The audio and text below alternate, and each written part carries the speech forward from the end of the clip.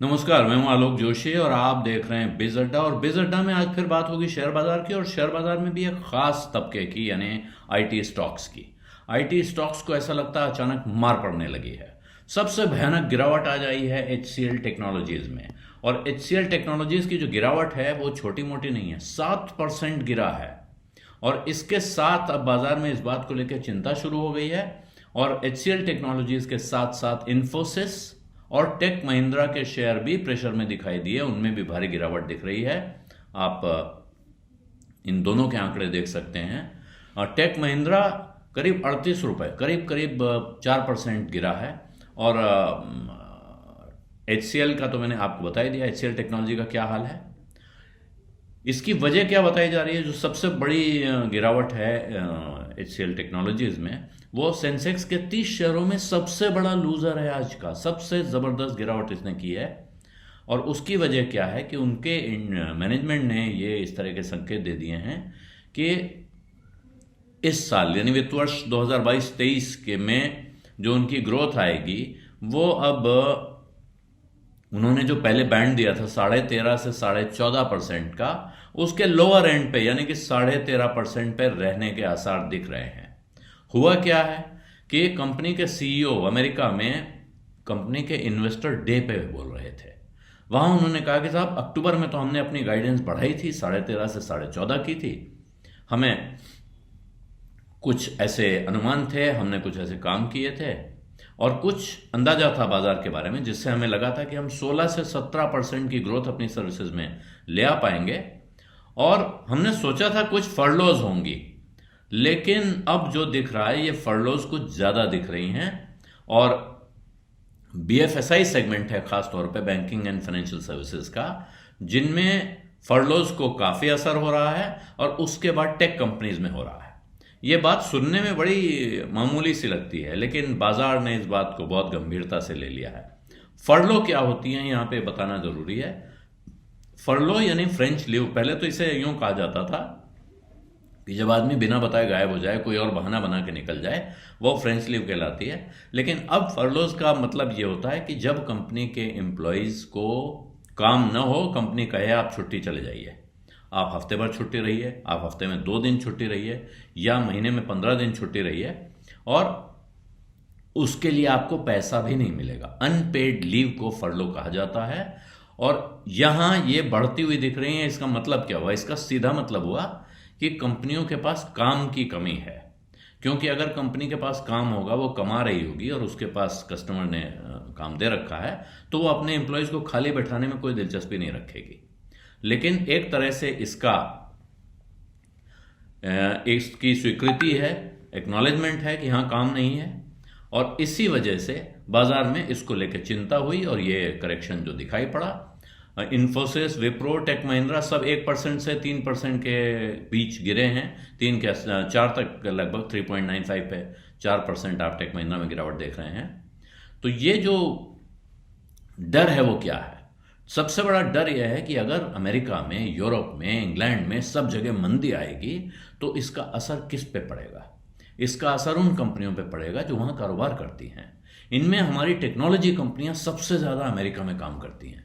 अगर अमेरिकी इकॉनमी में मंदी आ रही होगी तो जाहिर है उनके लिए काम कम होगा, उनका मुनाफा कम होगा, हो सकता है कि उनकी आमदनी में काफ़ी गिरावट आए। ये डर इन कंपनियों को दिखा रहा है। हालांकि पिछले दौर में जब महामारी का दौर चल रहा था तो यही आईटी सेक्टर है जिसने बहुत लाभ उठाया, इनको बहुत फ़ायदा हुआ। ख़ास तौर पे इसलिए कि ये जो वर्क फ्रॉम होम का कल्चर चला है, तमाम कारोबार में आ गया। दुनिया में चारों तरफ आईटी की धूम हो गई, क्योंकि लोग वर्क फ्रॉम होम करने लगे, जिसके लिए आईटी सर्विसेज की डिमांड बढ़ी। तो इसलिए उनको इंफ्रास्ट्रक्चर की ज़रूरत थी कंपनियों को, ये सब करने में आईटी कंपनियों को अच्छा भला धंधा मिला। लेकिन अब तरह तरह की चिंताएं आ रही हैं, तरह तरह की वार्निंग्स आ रही हैं। क्रेडिट स्विस जो एक बड़ी ग्लोबल ब्रोकरेज है, उसने एक बड़ी वार्निंग दी है। और उसका कहना है कि साहब 2023 की दूसरी छमाही में, यानी 2023 की का जो सेकेंड हाफ आएगा, इसको FY23 मानिए आप, क्योंकि ये वित्त वर्ष 2023, इसका अर्थ हुआ कि अब से लेके और मार्च 2023 के अंत तक, उसमें अमेरिकी इकोनॉमी में मंदी का खतरा मंडरा रहा है। बार बार कहा जा रहा है अमेरिका तो मंदी में जा रहा है, और वो 23 पूरा और 24 तक भी रह सकता है। इसके साथ जो यूएस फेडरल रिजर्व की सख्त मॉनेटरी पॉलिसी है उसका असर दिखेगा, और ये कुल मिला के आईटी सेक्टर के लिए नेगेटिव होगा, क्योंकि भारत की आईटी कंपनियों का, जैसा मैंने पहले बताया, 40 से 60% हिस्सा अमेरिका से आता है। इनकी जो कमाई होती है, आमदनी होती है, इनकम जिसको कहते हैं, वो 40 से 60% वहां से आ रही है। और इसकी वजह से अब इनका वैल्यूएशन घट सकता है, क्योंकि जो कंपनियां मंदी में फंसी होंगी, परेशान होंगी, अपने तमाम खर्च कम करेंगी, तो साथ में आईटी के खर्च कम होंगे। ये बिल्कुल स्वाभाविक सी बात है। और इसी वजह से अब आपको ये गिरावट दिख रही है। इस गिरावट को पढ़ने के लिए जो भारत के बाजार में तरह तरह के लोग आ रहे हैं, वो क्या कह रहे हैं, उनमें से कुछ जानकारों का कहना है कि सब अब बाजार में जो है चिंता दिख रही है। एक संदीप सब्रवाल साहब हैं, बाजार के पुराने एक्सपर्ट हैं, एसबीआई म्यूचुअल फंड के हेड ऑफ इक्विटी रहे हैं। उन्होंने एक ट्वीट किया और उस ट्वीट में लिखा है, small warnings have started, will become bigger as we move into 2023. Avoid technology and export oriented stocks in general, sectors in general. You will get them cheaper over the next 6 months.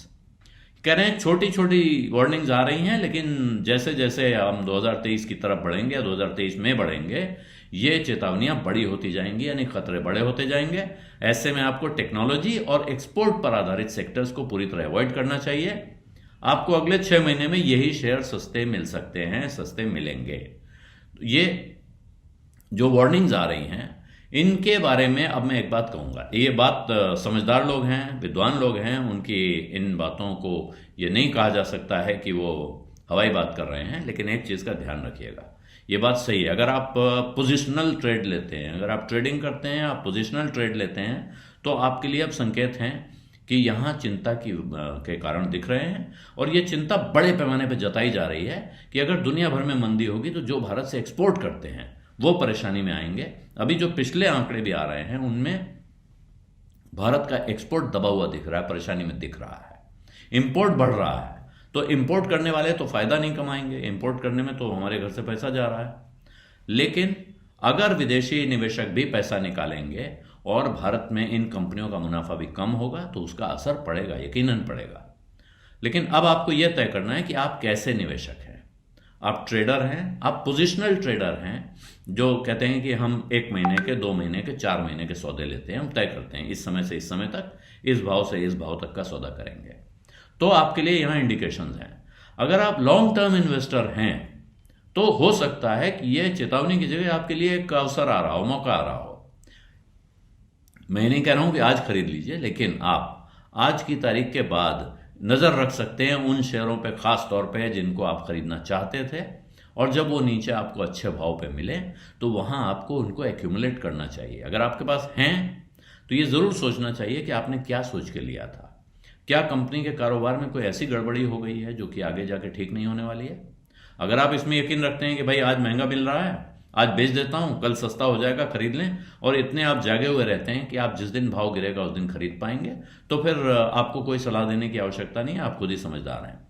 लेकिन अगर आप कभी कभी भाव देखते हैं, बाजार में अक्सर ध्यान नहीं देते हैं और लंबे दौर के लिए अपना पैसा रख के छोड़ सकते हैं, तो ये ज़रूर देखिए कि जिस कंपनी में आपके शेयर हैं, जिस कंपनी के शेयर आपके पास हैं, उस कंपनी का मैनेजमेंट कैसा है, उसकी स्ट्रेंथ कैसी है, कितना उसका क्रेडिबल ट्रैक रिकॉर्ड है, और उसके साथ क्या आप मुसीबत के वक्त में भी बने रहना चाहते हैं या नहीं। और अगर गिरता है तो उस वक्त क्या आप और खरीदने की हालत में हैं? उस वक्त आप एवरेजिंग भी कर सकते हैं। करने को आप ये भी कर सकते हैं कि आज बेच के तब खरीदें। दूसरा रास्ता यह है कि आप अपने पुराने शेयरों को बेचने के बजाय देखते रहें, जब मौका मिले तो और बढ़ाएं और चलाएं। और लंबे दौर में बहुत से ऐसे निवेशक हैं जिनको इस स्ट्रैटेजी से फायदा होता हुआ दिखा है, लेकिन फैसला आपको खुद करना है। बीज अड्डा में आज इतना ही। इजाजत दीजिए। धन्यवाद। नमस्कार।